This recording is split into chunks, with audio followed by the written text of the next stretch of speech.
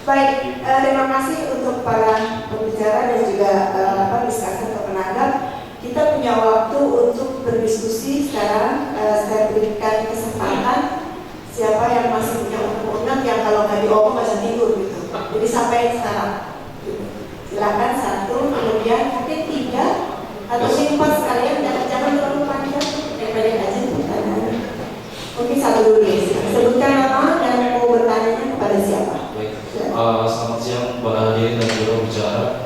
Perkenalkan, nama saya Deden Prasna. Saya alumni dari Fisika UI angkatan 2016. Saya tahu kau puskeswa ketika datang ke Perpusnas. Saya juga menghadiri acara ini sebelumnya di Perpusnas TNI.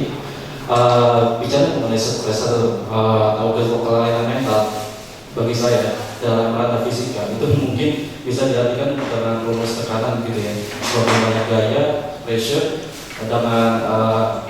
dengan dialihkan yang cukup kecil maka kita ada stres.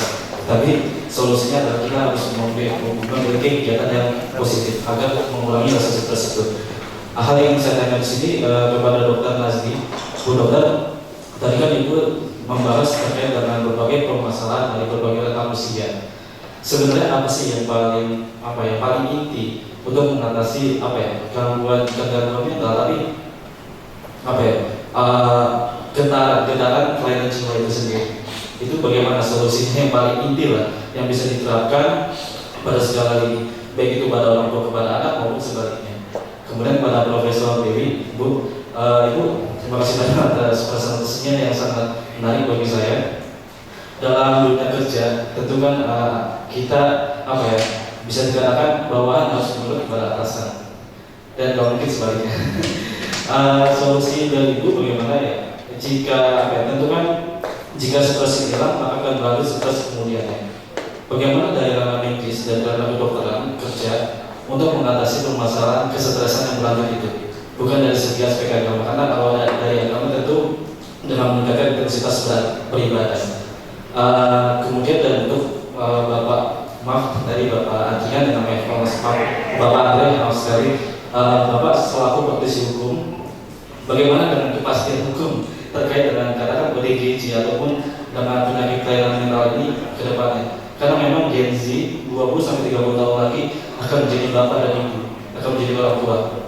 Sekian dari saya dan terima kasih.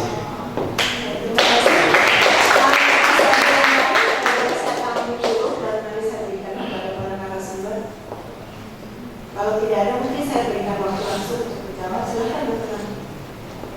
Terima kasih Mbak Adriana. Jadi terima kasih kepada Mas Dean ya. Baik, terima kasih. Jadi memang sebenarnya kalau untuk gangguan atau permasalahan kesehatan itu memang tergantung usianya memang Mas. Jadi memang dia berbeda. Jadi semakin kecil permasalahan, semakin berbeda, semakin remaja itu akan berbeda. Nah, jadi tadi kayak seperti apa tata rasanya itu juga kita tergantung usia juga. Karena kan kalau pada usia anak kan misalkan anak tiba-tiba tantrum, memang ada fase-fase memang dia itu normal untuk tantrum ya. Terus kita bilang nggak boleh, sebenarnya salah juga, dia kan sebenarnya lagi mengeluarkan ekspresi yang kita biarkan dulu, tapi kita ajarin pelan-pelan. Jadi memang itu harus kita sesuaikan juga dengan usianya juga. Kadang-kadang pada anak-anak atau remaja kan mungkin berpikirnya belum kayak kita yang belum bisa panjang.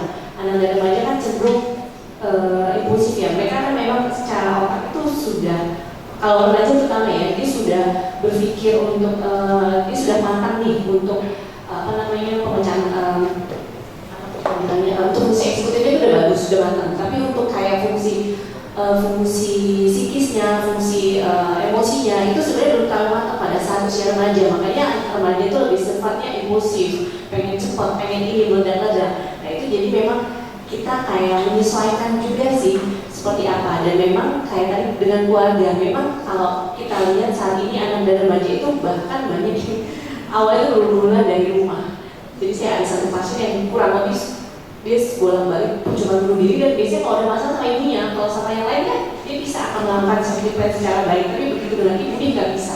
Nah itu juga memang kadang-kadang butuh komunikasi yang baik antara ibu dengan anak sih, dan juga pola asuhnya dan anak. Jadi memang kita suka melihat perbedaan pola asuh kan mungkin pada zaman dulu ya baby boomers terus gimana, itu kan yang mungkin orang tua yang sekarang tuh lebih keras ke anaknya, sedangkan anak sekarang nggak bisa langsung keras. Aku itu pasien aku nggak divalidasi, aku selalu dimarah, selalu dituntut, dan itu kadang-kadang yang memicu.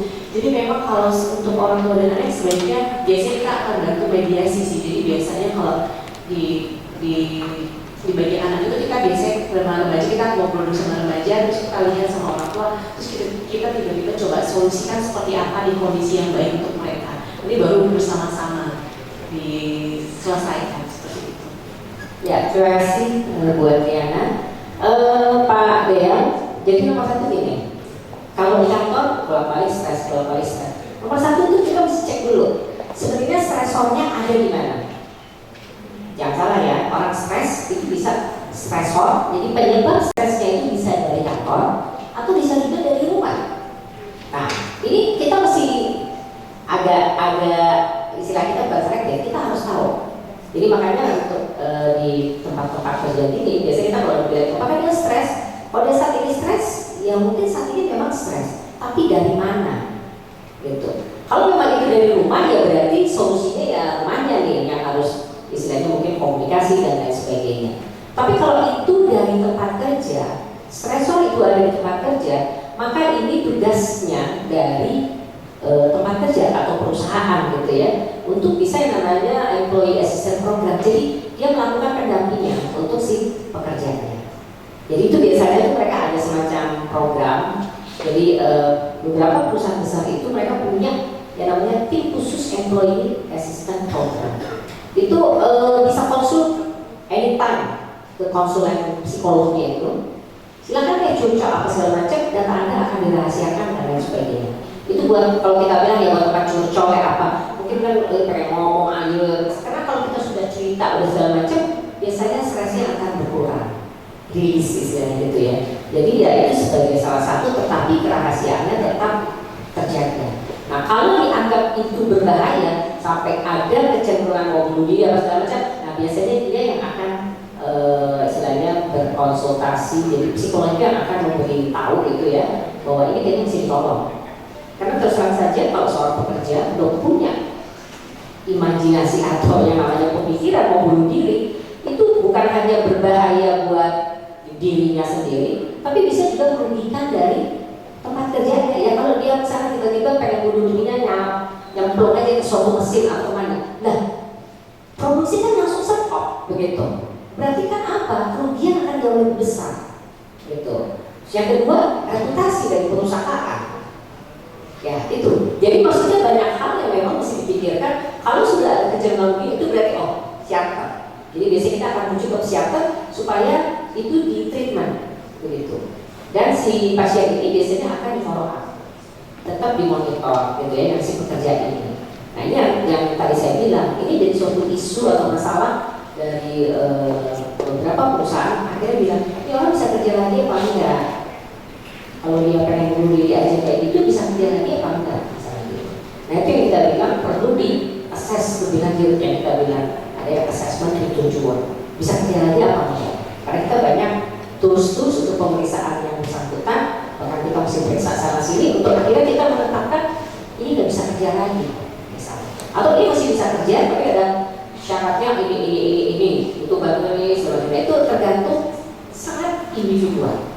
Jadi untuk kasus-kasus kesehatan mental itu bukan kasus, kalau di bidang kita bilangnya bukan kasus kodian ya, itu lebih ke arah individual kalau kita mau melakukan treatment atau tata laksana. Jadi itu mobilnya. Jadi kalau terus-terusan itu dari mana dulu gitu, nanti dilihat gitu ya. Kalau nggak ketahuan emang dari tempat kerja ya, tempat kerja yang masih bergerak. Tapi kalau dari luar atau dari rumah, biasanya tempat kerja itu akan prefer kamu ke situ aja nih supaya bisa ini, ya. Saya rasa gitu. Kasih. Berikutnya Mas Alves, silakan. Baik, terima kasih Pak Dian. Jadi kalau dari segi hukum, salah satu yang mengatur soal kesehatan jiwa itu Undang-Undang Nomor 18 Tahun 2014. Di situ memang memberikan kewajiban kepada negara, pemerintah untuk melakukan penanganan terhadap permasalahan kejiwaan, kesehatan jiwa masyarakat Indonesia. Tapi di undang-undang itu juga disebut bahwa untuk promotif itu menjadi tanggung jawab dari banyak pihak, termasuk keluarga. Kalau saya baca di sini mulai dari keluarga, masyarakat, dunia tempat kerja, lingkungan, fasilitas pelayanan kesehatan itu di belakang justru. Jadi kita lihat bahwa secara peraturan ada, peran pemerintah ada diatur, tapi di undang-undang ini juga menitik beratkan, terutama untuk yang promotif, bahwa peran keluarga dan lingkungan ini jadi sangat penting. Dan juga yang jadi isu adalah biasanya untuk penanganan kesehatan ke depannya secara kuratif itu stigma. Jadi stigma yang ada di masyarakat ini juga diatur di ketentuan ini, apa yang bisa, apa yang enggak, apa yang harus dilakukan oleh masyarakat untuk menghilangkan stigma. Jadi memang peraturannya sudah ada, juga ketentuan dari Permen Kes. Saya nggak ada bukan di situ, ada singkat saya ada peraturan dari Permen Kes dan Permenaker juga yang mengatur terkait dengan kesehatan jiwa terutama di tempat kerja. Jadi memang secara peraturan kita sebenarnya nggak ada. Dan kalau kita lihat bahwa memang generasi milenial dan Z serta yang sekarang perlu apa Alpha?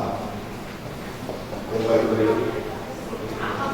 belum masih kecil ya, kan sebentar lagi masuk dunia kerja. Nah, ini juga isu ini akan tetap relevan dan saya rasa peran pemerintah serta terutama masyarakat dan kita semua ini masing-masing ada di lingkungan memegang peran yang cukup besar agar ini bisa tertangani. Jadi kita lihat tadi disebutkan bahwa meningkat ya untuk yang permasalahan kejiwaan di usia produktif. Jadi memang itu juga jadi porsi peran pemerintah.